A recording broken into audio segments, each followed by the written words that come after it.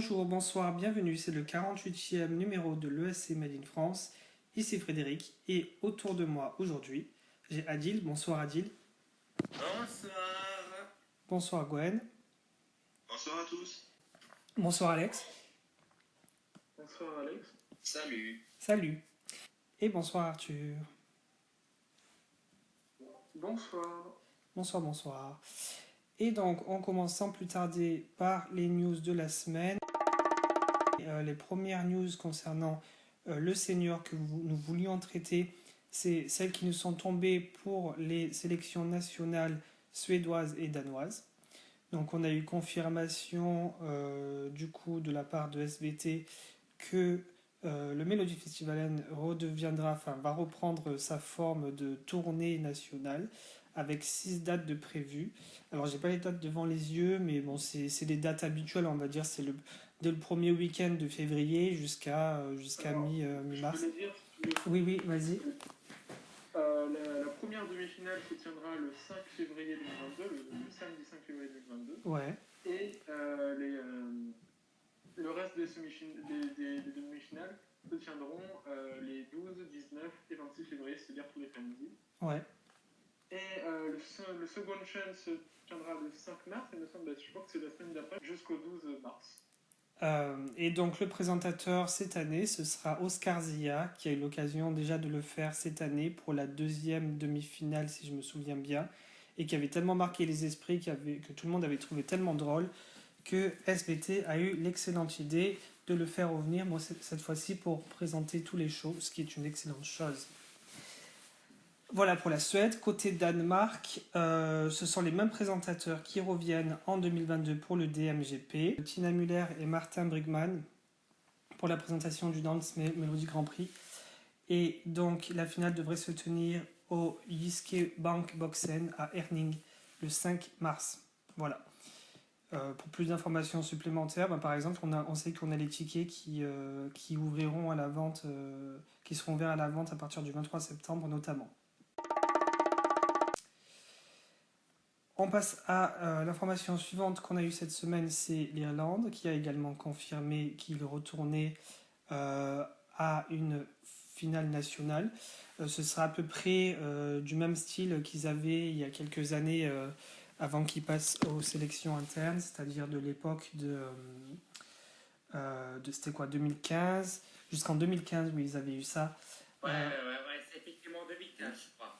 Où ils sélectionnaient parmi 6 chansons celle qui représenterait l'Irlande à l'Eurovision. Donc ce sera une sélection qui se tiendra dans le cadre du talk show nocturne et hebdomadaire qu'ils ont sur RTE qui s'appelle The Late Late Show. Et je ne sais pas si on a une confirmation de date, mais normalement ça se tient toujours fin février, ce genre de sélection pour l'Irlande. Voilà. Gwen, tu voulais dire quelque chose ? Juste pour dire que je suis très heureux vraiment de remettre en place une sélection nationale. Mm-hmm. Et j'espère surtout qu'on pourra y découvrir vraiment des chansons de qualité avec des chanteurs qui sont aussi de qualité. Perso, je pense que le boulot doit vraiment être concentré sur la sélection des chansons. Je pense aussi que RTE devrait sérieusement songer à inviter carrément des auteurs-compositeurs pour faire les chansons et les proposer à certains artistes. Trouver utiliser tous les ressorts possibles et imaginables pour améliorer les résultats, parce que c'est une bonne nouvelle quelque part qu'ils reviennent à une sélection, mais ça n'a pas été forcément très fructueux pour eux aussi en général, ce type de sélection-là, surtout à travers le Late Late Show. Parce que quand on y pense bien, finalement, sur les derniers résultats, le bon résultat qu'a eu l'Irlande, et notamment à travers cette sélection, c'est surtout Jed Ward en fait, qui est arrivé dans les 10 premiers en 2011, donc ça fait déjà plus de 10 ans.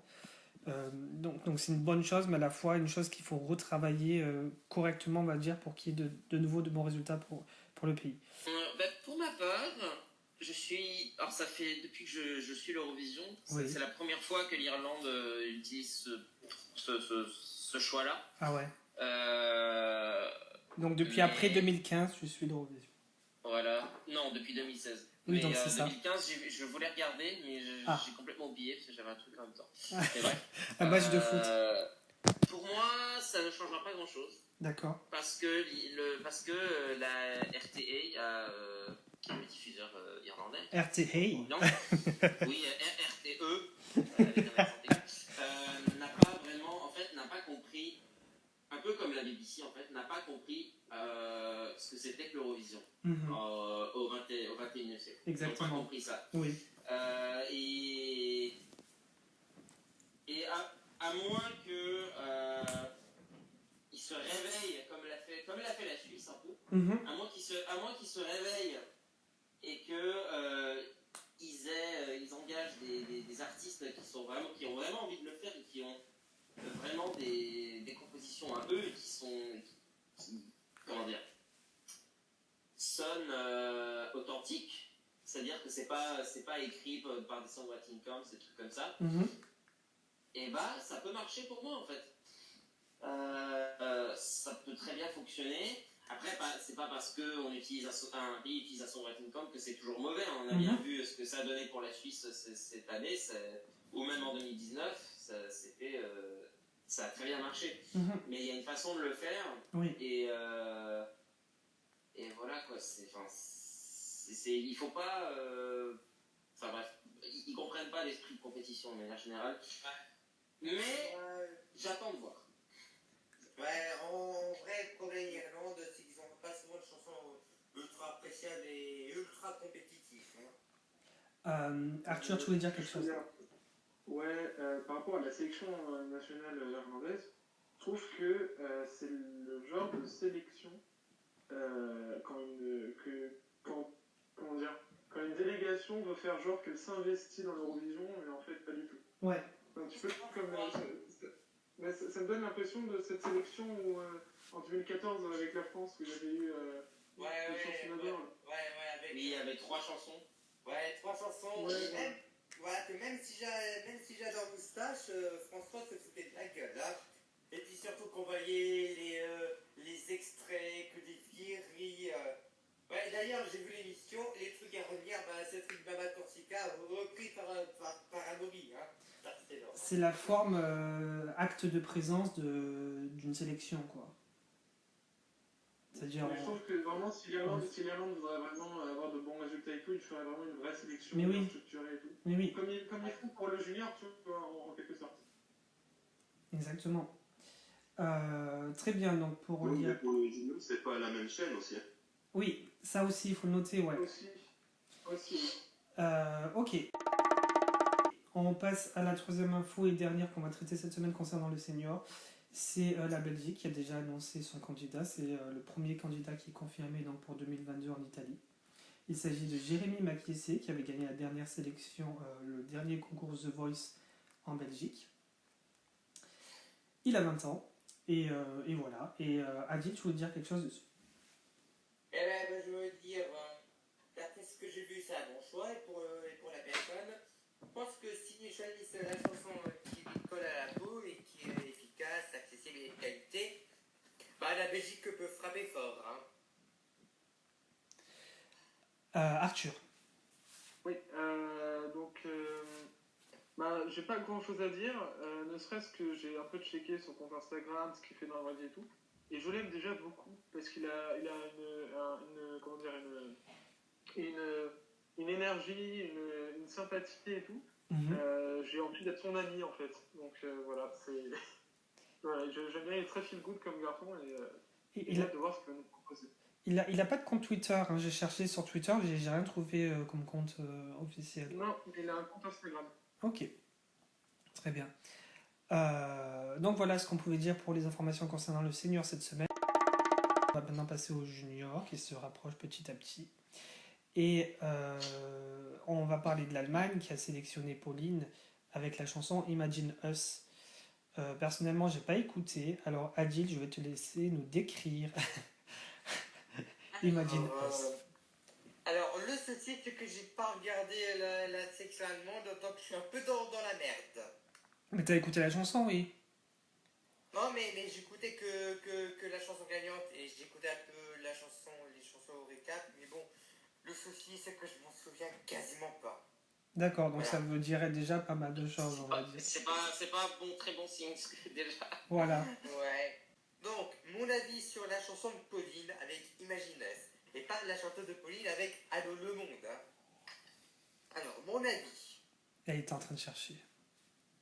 Tiens, la télé allemande fait un clin d'œil à Valentina. À part ça, ça s'écoute facilement, mais on n'a aucun cas ça sortira du long en décembre et on risque de voir la chanson dans les profondeurs du classement. Dommage. À titre de comparaison, Stronger With You, bah, ça peut le même niveau. C'est sympa, mais c'est pas ouf. Alex, tu l'as écouté, toi? Moi? Oui. Attendez, je me déconnecte, je rejoins le channel. Allô? Oui, vous pouvez parler? Tu l'as écouté? Ah, il y a une petite différence quand même, c'est plus agréable. Alors, alors, la chanson, du coup, oui, je l'ai écoutée. Et je dois dire déjà que c'est un niveau supérieur à la contribution de l'an dernier, je trouve, pour ma part. Mhm. Même si c'est pas la chanson qui gagnera, peut-être que ça finira dernier aussi, hein. Mais je sais pas. Déjà, je trouve que la chanson dégage beaucoup plus d'énergie et la chanteuse du coup, Pauline en l'occurrence, j'adore son charisme, pas son charisme, mais parce que il n'y a pas vraiment de charisme, mais j'ai beaucoup aimé, je l'ai beaucoup aimé voir sa prestation. Mhm. J'ai trouvé très joyeuse. Oui. Et comparé aux deux autres, donc deux autres candidates, hein, donc c'était Martha et Emma, je crois qu'elle s'appelait. Donc pour moi, j'attends le revamp hein, parce que du coup, Il y en aura un. Ender a annoncé, donc la télé allemande a annoncé qu'il y aurait un revamp. D'accord. Et un clip qui va avec. Donc du coup, ce qu'on a entendu en fait, c'était une démo. Donc j'ose espérer que le produit final aura encore plus de peps et d'énergie. Et voilà. Donc voilà, j'ai hâte de voir ça. Très bien. Arthur? Ma réaction quand j'ai écouté la chanson, c'était ah putain, les cons, ils ont volé la chanson commune. Quoi? Ouais, forcément. J'ai C'est pas vraiment des compris. connards. Hein. J'ai pas compris.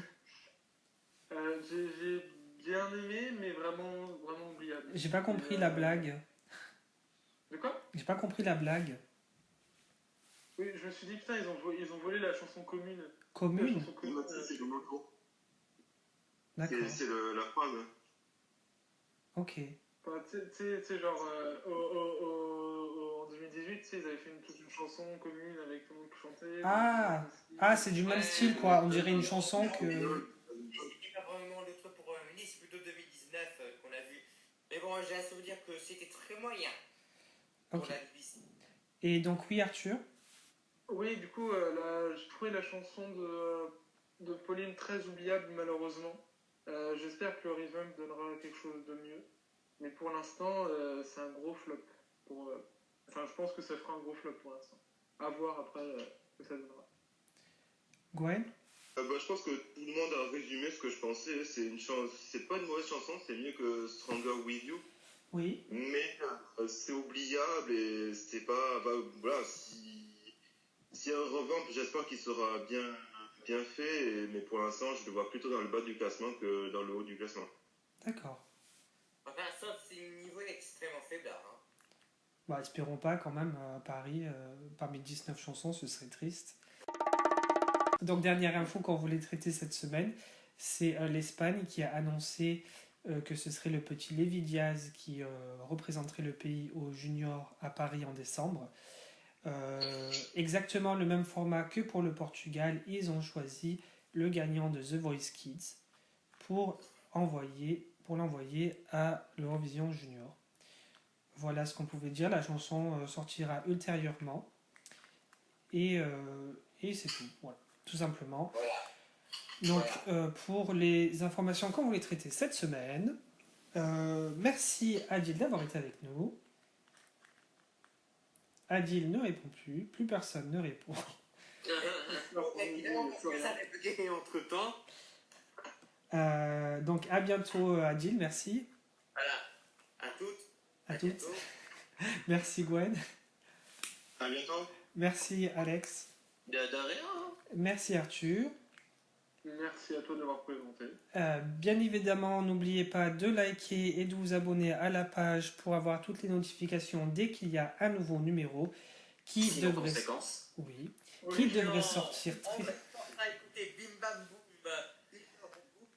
voilà. ou la douce voix d'Adil pour vous endormir. Et donc on se retrouve très prochainement pour un nouveau numéro de l'ESC Made in France. Bye bye. Bye bye. Au revoir.